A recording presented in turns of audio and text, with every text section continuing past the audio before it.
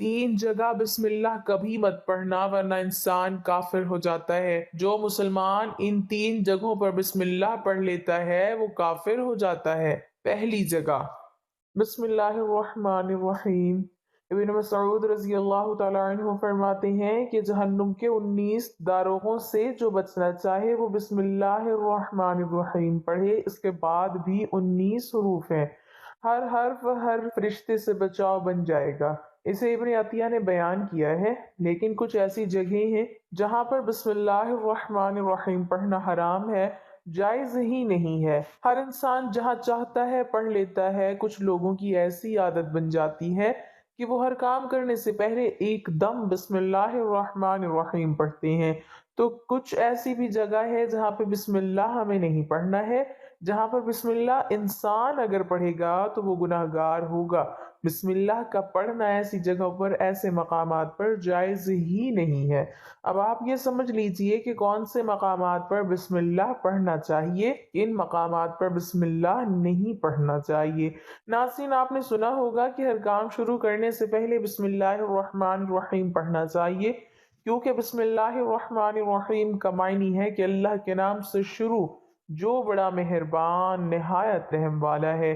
یعنی ہم کام کو جو شروع کر رہے ہیں وہ اللہ کے نام سے شروع کر رہے ہیں، تاکہ اللہ تعالیٰ ہمارے اس کام میں برکت عطا فرما دے۔ اور بسم اللہ پڑھنے کے فائدے بھی بہت زیادہ ہوتے ہیں کہ اگر کوئی انسان کسی کام کو پڑھ کے کرتا ہے تو اللہ تبارک و تعالیٰ اس کام میں برکت عطا فرماتا ہے، اور یہ سنت بھی ہے۔ حضور صلی اللہ علیہ وسلم نے بہت سارے مقامات پر ہمیں بسم اللہ الرحمن الرحیم پڑھنے کی تاکید فرمائی ہے، اور حضور صلی اللہ علیہ وسلم نے بسم اللہ الرحمن الرحیم پڑھنے کا حکم دیا ہے۔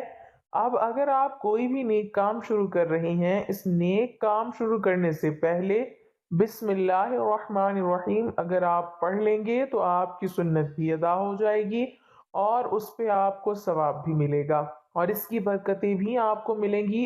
اور اگر آپ نے کسی نیک کام شروع کرنے سے پہلے بسم اللہ پڑھ لیا تو پھر انشاءاللہ اس میں آپ کا نقصان نہیں ہوگا۔ اللہ تعالیٰ خود آپ کا حامی و مددگار اور ناصر بن جائے گا، کیونکہ آپ نے اپنے اس کام کو اللہ کے نام سے شروع کیا ہے کہ ہمارا کام تھا کرنا۔ اور بندہ کیا کرتا ہے جو اس کے بس میں ہوتا ہے؟ بندہ تو اسباب اختیار کرتا ہے، اور بندہ کر بھی کیا سکتا ہے؟ بندے کے ذمے صرف اسباب کا اختیار کرنا ہے کہ آپ کسی کام کو کرنے سے پہلے سبب اختیار کریں کہ ہمیں یہ کام کرنا ہے، باقی آپ اللہ کے سپرد کر دیں۔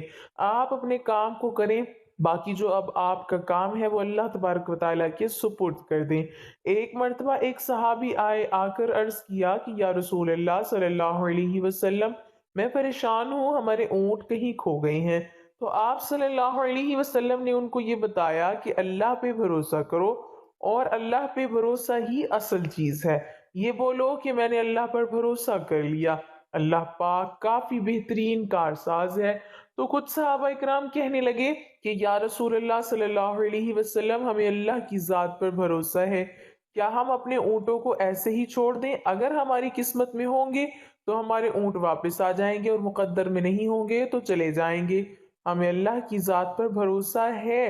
تو آپ صلی اللہ علیہ وسلم نے فرمایا کہ نہیں، پہلے اپنے اونٹ کو باندھو، پھر اللہ کی ذات پر یقین کرو، پھر اللہ کی ذات پر بھروسہ کرو۔ یعنی ہمارے ذمے کی جو کام ہے وہ ہمارے اوپر کرنا لازم ہے۔ اسباب کا انکار کرنے والا جاہل ہوتا ہے۔ اسباب کا انسان انکار نہیں کر سکتا کہ نہیں ہم تو ہاتھ پہ ہاتھ رکھ کے بیٹھ جائیں گے، اب اللہ کھلائے، کیونکہ وہ رزاق ہے، وہ ہمیں کھلائے۔ لیکن آپ اپنی محنت کیجئے، آپ اسباب اختیار کیجئے، پھر اللہ کی ذات پر چھوڑ دو۔ آپ پہلے جاؤ مزدوری پر، آپ کام پر جاؤ، آپ کاروبار کرو، پھر اللہ کی ذات پر چھوڑ دو کہ اے پروردگار عالم، اب ہمارا جو کام تھا ہم نے کر لیا، آگے تیری رضا ہے اور تیری رحمت کے ہم امیدوار ہیں۔ صرف ہمارے کمانے سے رزق تھوڑی ملتا ہے، آپ نے کمایا بس کما کے لے آئے۔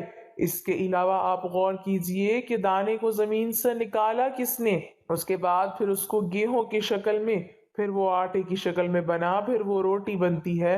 ہم سمجھ رہے ہیں کہ یہ ہماری محنت سے ہو رہا ہے، ہم نے روٹی بنائی، روٹی بنا کے وہ گوشت یا سالن یا سبزی ہمارے سامنے آئی، اس کے بعد ہم نے جیسے ہی اس کو بسم اللہ الرحمن الرحیم پڑھ کے کھایا تو اب ہمارے حلق پر ایک فرشتہ بیٹھا ہوا ہے، وہ فرشتہ اب اللہ سے اجازت مانگ رہا ہے۔ حلق میں ہماری دو نالیاں ہوتی ہیں، ایک نالی ہوتی ہے جو سانس کی ہوتی ہے، ایک نالی وہ ہوتی ہے جس سے رزق اندر جاتا ہے، کھانا اندر جاتا ہے۔ تو یہ دو نالی بالکل برابر ہوتی ہیں اور دونوں کا ایک ہی چھید ہوتا ہے، لیکن پھر وہ اندر جا کر الگ ہو جاتی ہیں۔ اب آپ یہ سوچ کر دیکھیے کہ فرشتہ یہاں پر بیٹھ کر اللہ تعالیٰ سے پوچھتا ہے ہمارے ہر لقمے پہ کہ مولا اس لقمے کو زندگی کا سبب بناؤں یا موت کا باعث بنا دوں۔ اب اللہ تعالیٰ کی اگر مرضی ہوتی ہے تو وہ لقمہ زندگی کا سبب بن جاتا ہے، اور اگر اللہ کی مرضی نہیں ہوتی تو وہ لقمہ موت بن جاتا ہے۔ یعنی اگر وہ لقمہ بجائے خوراک والی نالی میں جانے کی اگر وہ سانس کی نالی میں چلا جائے تو پھر انسان ختم ہو جائے گا۔ تو آپ دیکھیں ہم نے اتنے سارے کام کیے لیکن فرشتہ یہاں پر بیٹھا ہوا ہے کہ اس والے کو اس لقمے کو کہاں لے جانا ہے۔ تو یہ آپ نے اسباب اختیار کیے، یعنی اس کو اسباب اختیار کرنا کہتے ہیں، اور اللہ تبارک و تعالیٰ پر چھوڑ دیا تو نیک کام ہم شروع کر رہے ہیں، ہم کھانا کھا رہے ہیں تو ہمیں بسم اللہ پڑھنے کی تاکید کی گئی ہے۔ لیکن بہت سارے لوگ ایسے ہوتے ہیں کہ کچھ حرام کام کرتے ہیں، جیسے مثال کے طور پہ اگر کوئی انسان جوا کھیل رہا ہے تو اس میں بسم اللہ کا پڑھنا حرام ہے کہ اللہ کے نام سے شروع۔ اللہ نے کب کہا تھا کہ آپ جوا کھیلو جا کر؟ اللہ نے کب کہا تھا کہ آپ شراب بیچو جا کر؟ اللہ نے کب کہا تھا کہ آپ جھوٹ فریب مکر کرو جا کر؟ اللہ نے تو کہا ہی نہیں۔ ایک شخص نے بڑی عالی شان منزل بنوائے اور اس پر لکھا ھذا من فضل ربی، اور شیطان نیچے بیٹھا رو رہا ہے۔ تو لوگوں نے پوچھا تو کیوں رو رہا ہے؟ تو اس نے کہا کہ دیکھو میں نے اس سے جھوٹ بلوایا، فراڈ کروایا، ہم نے اس کی بلڈنگ فراڈ کر کے بنوا دی اور یہ لکھ رہا ہے ھذا من فضل ربی، یہ میرے رب کا فضل ہے۔ اللہ نے کہاں کہا تھا کہ جھوٹ بول کے کمانا؟ اللہ نے کہاں کہا تھا کہ ڈھونگ کرنا؟ اللہ نے کہاں کہا تھا کہ فراڈ کرنا؟ تو مقصد صرف یہ ہے کہ شیطان تو ہر طرح سے انسان کو بہکاتا ہے، تو اس لیے حرام کاموں سے پہلے ہمیں بسم اللہ ہرگز نہیں پڑھنا ہے۔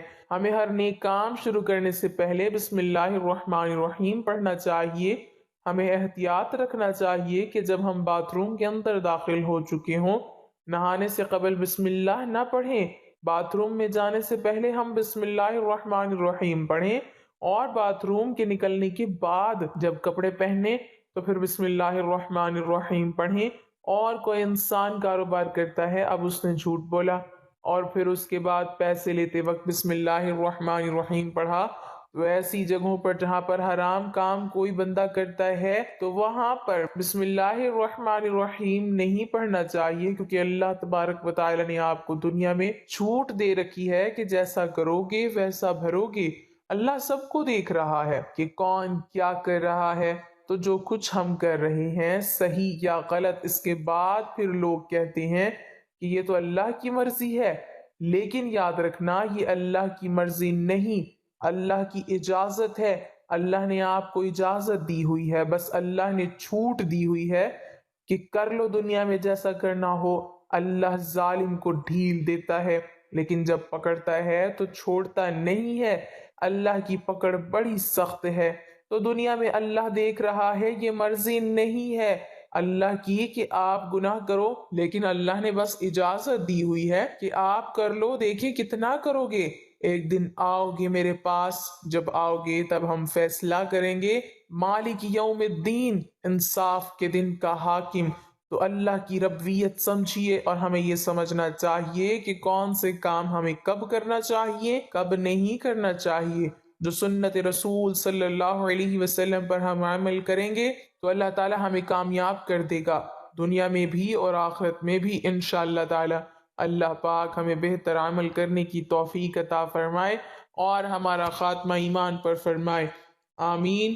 ناظرین کمنٹ باکس میں اللہ تعالیٰ کے 99 ناموں میں سے ایک نام ضرور ٹائپ کریں۔